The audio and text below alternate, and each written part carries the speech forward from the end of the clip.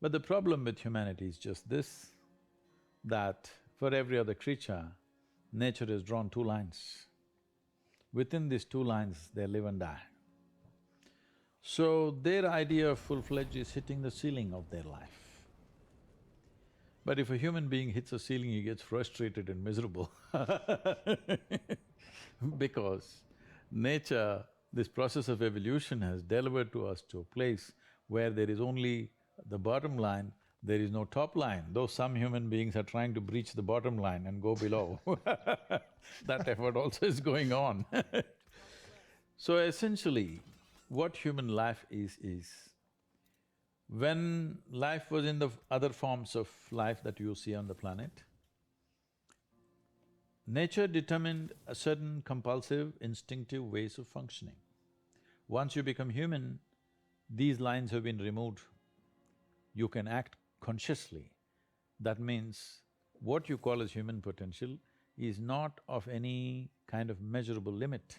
It can go as far as you desire or as far as you have the courage to walk.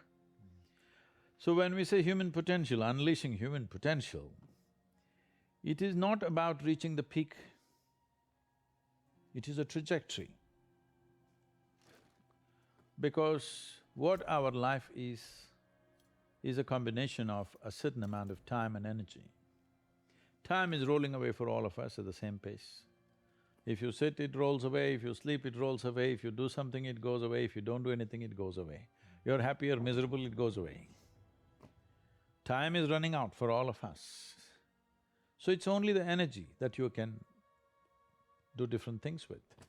If you bring your energies to a certain level of intensity and possibility, what somebody does in 10 years, you may do it in 1 year.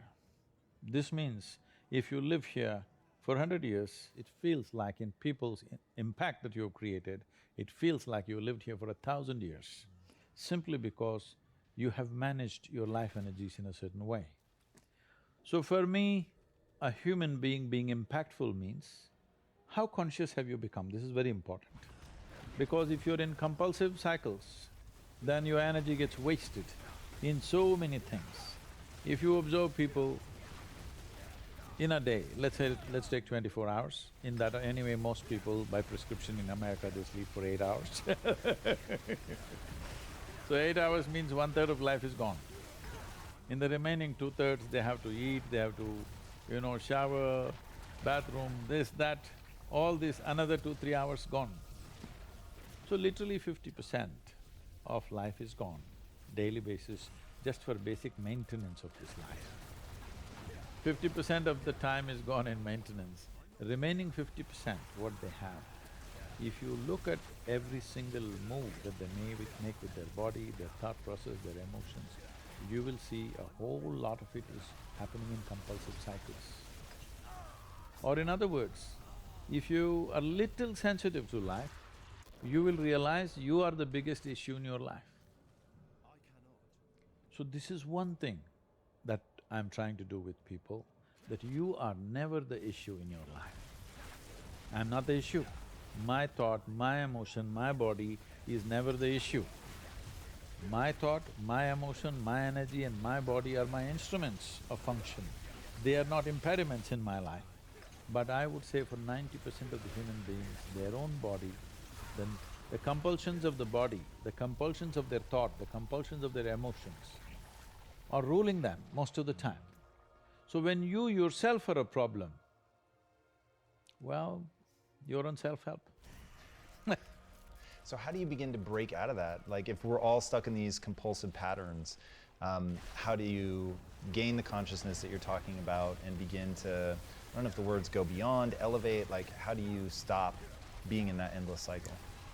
Everybody wants a solution, but nobody wants to delve into the problem and see what is the nature of the problem that we have. The nature of the problem is like this. Why are we compulsive? What is it that's compulsive about us? Compulsion means we are going to the same place again and again. That means we're going in circles.